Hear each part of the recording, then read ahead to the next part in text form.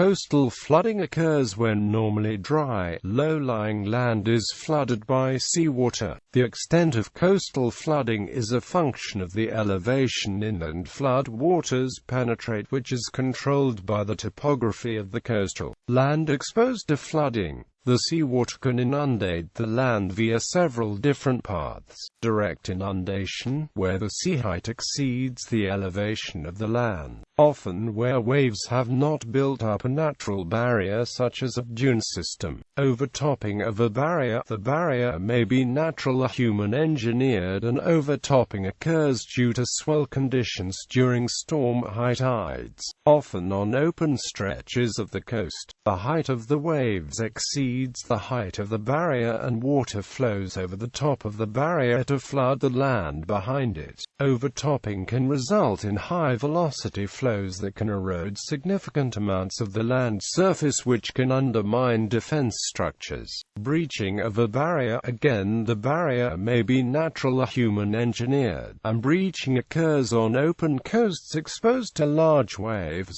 Breaching is where the barrier is broken down by waves, allowing the seawater to extend inland. Coastal flooding is largely a natural event, however human influence on the coastal environment can exacerbate coastal flooding. Extraction of water from groundwater reservoirs in the coastal zone can enhance subsidence of the land, increasing the risk of flooding. Engineered protection structures along the coast, such as sea walls, alter the natural processes of the beach, often leading to erosion on adjacent stretches of the coast, which also increases the risk of flooding. Causes. Coastal flooding can result from a variety of different causes, including storm surges created by storms like hurricanes and tropical cyclones, rising sea levels due to climate change, and by tsunamis. Storms and storm surges. Storms can cause flooding through storm surges, which are waves significantly larger than normal, and if a storm event corresponds with the high astronomical tide, extensive flooding can occur. Storm surges occur during storm events, including hurricanes and tropical cyclones, due to three processes: wind setup, barometric setup, wave setup. Winds blowing in an onshore direction can cause the water to pile up against the coast. This is known as wind setup. Low atmospheric pressure is associated with storm systems, and this tends to increase the surface sea level. This is barometric setup. Finally, increased wave break height results in a higher water level in the surf zone, which is wave setup. These three processes interact to create waves that can overtop natural and engineered coastal protection structures, thus penetrating seawater further inland than normal. Sea level rise. The Intergovernmental Panel on Climate Change estimated global mean sea level rise from 1990 to 2100 to be between 9 and 88 centimeters. It is also predicted that with climate change there will be an increase in the intensity and frequency of storm events such as hurricanes. This suggests that coastal flooding from storm surges will become more frequent with sea level rise. A rise in sea level alone threatens increased levels of flooding and permanent inundation of low-lying land, as sea level simply may exceed the land elevation. This therefore indicates that coastal flooding associated with sea level rise will become a significant issue into the next 100 years, especially as human populations continue to grow and occupy the coastal zone. Tsunami. Coastal areas can be significantly flooded as the result of tsunami waves. Tsunamis are waves which propagate through the ocean as the result of the displacement of a significant body of water through earthquakes, landslides, volcanic eruptions, and glacier calvings. There is also evidence to suggest that significant tsunami have been caused in the past by meteor impact into the ocean. Tsunami waves are so destructive due to the velocity of the approaching waves, the height of the waves when they reach land, and the debris the water entrains as it flows over land can cause further damage.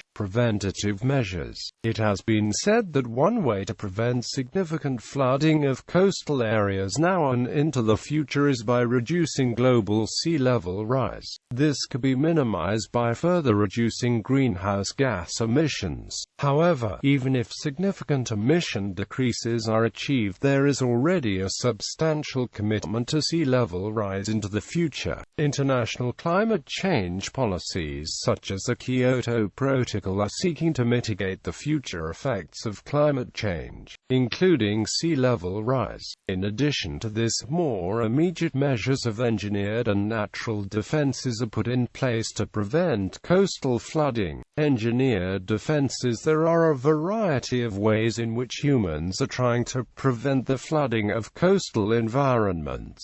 Typically this is through so-called hard engineering structures such as sea walls and levees. This armoring of the coast is typically to protect towns and cities which have developed right up to the beachfront. Enhancing depositional processes along the coast can also help prevent coastal flooding. Structures such as groins, breakwaters and artificial headlands promote the deposition of sediment on the beach, thus helping to buffer against storm waves and surges, as the wave energy is spent on moving the sediments in the beach than on moving water inland. Natural defenses: the coast does provide natural protective structures to guard against coastal flooding. These include physical features like gravel bars and sand dune systems, but also ecosystems such as salt marshes and mangrove forests have a buffering function. Mangroves and wetlands are often considered to provide significant protection against storm waves, tsunamis and shoreline erosion through their ability to attenuate wave energy. Therefore, to protect the coastal zone from flooding, these natural defenses should be protected and maintained. Responses: as coastal flooding is typically a natural process, it is inherently difficult to prevent flood occurrence. If human systems are affected by flooding, an adaptation to how that system operates on the coast through behavioral and institutional changes is required. These changes are the so-called non-structural mechanisms of coastal flooding response: building regulations, coastal hazard zoning, urban development planning, spreading the risk through insurance, and enhancing public awareness are some ways of achieving this. Adapting to the risk of flood occurrence can be the best option if the cost of building defense structures outweighs any benefits, or if the natural processes in that stretch of coastline add to its natural character and attractiveness. A more extreme and often difficult to accept response to coastal flooding is abandoning the area prone to flooding. This, however, raises issues for where the people and infrastructure affected would go and what sort of compensation could be paid. Social and economic impacts: the coastal zone is home to a large and growing proportion of the global population. Over 50% of the global population and 65% of cities with populations over 5 million people are in the coastal zone. In addition to the significant number of people at risk of coastal flooding, these coastal urban centers are producing a considerable amount of the global gross domestic product. People's lives, homes, businesses and city infrastructure like roads, railways and industrial plants are all at risk of coastal flooding, with massive potential social and economic costs. The recent earthquakes and tsunami in Indonesia in 2004 and in Japan in March 2011 clearly illustrate the devastation coastal flooding can produce.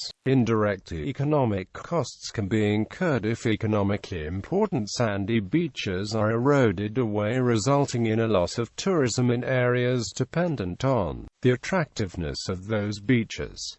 Environmental impacts: coastal flooding can result in a wide variety of environmental impacts on different spatial and temporal scales. Flooding can destroy coastal habitats such as coastal wetlands and estuaries, and can erode dune systems. These places are characterized by the high biological diversity, therefore coastal flooding can cause significant biodiversity loss and potentially species extinctions. In addition to this, these coastal features are the coast's natural buffering system against storm waves. Consistent coastal flooding and sea level rise can cause this natural protection to be reduced, allowing waves to penetrate greater distances inland, exacerbating erosion and furthering coastal flooding. Prolonged inundation of seawater after flooding can also cause salination of agriculturally productive soils, thus resulting in a loss of productivity for long periods of time. Food crops and forests can be completely killed off by salination of soils, or wiped out by the movement of floodwaters. Coastal freshwater bodies, including lakes, lagoons and coastal freshwater aquifers, can also be affected by saltwater intrusion. This can destroy these water bodies as habitats for freshwater organisms and sources of drinking water for towns and cities.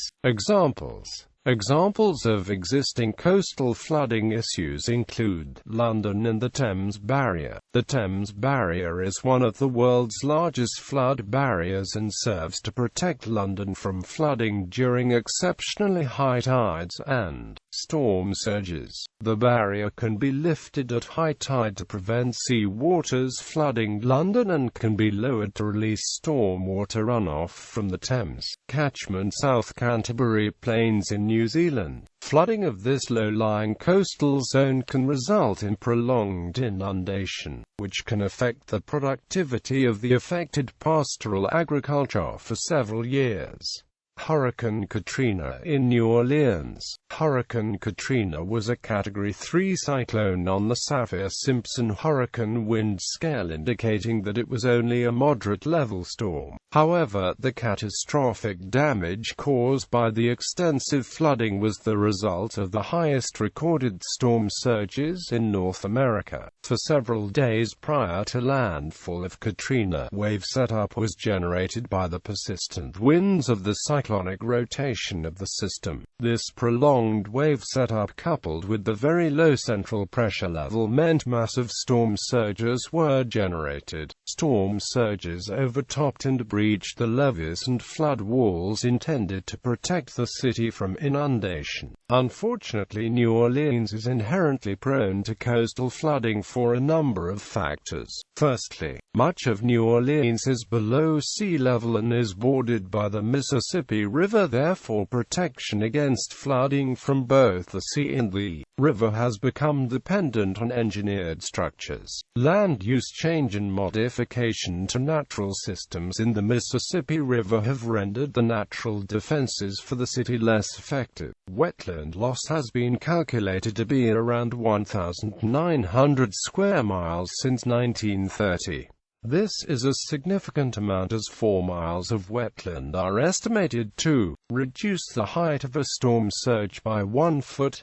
Indonesia and Japan post-earthquake and tsunamis. An earthquake of approximately magnitude 9.0 struck off the coast of Sumatra, Indonesia, causing the propagation of a massive tsunami throughout the Indian Ocean. This tsunami caused significant loss of human life. An estimate of 280,000–300,000 people has been reported and caused extensive damage to villages, towns and cities and to the physical environment. The natural structures and habitats destroyed or damaged included coral reefs, mangroves, beaches and seagrass beds. The more recent earthquake and tsunami in Japan in March 2012 also clearly illustrates the destructive power of tsunamis and the turmoil of coastal flooding. Future research. There is a need for future research into management strategies for dealing with the forced abandonment of coastal settlements,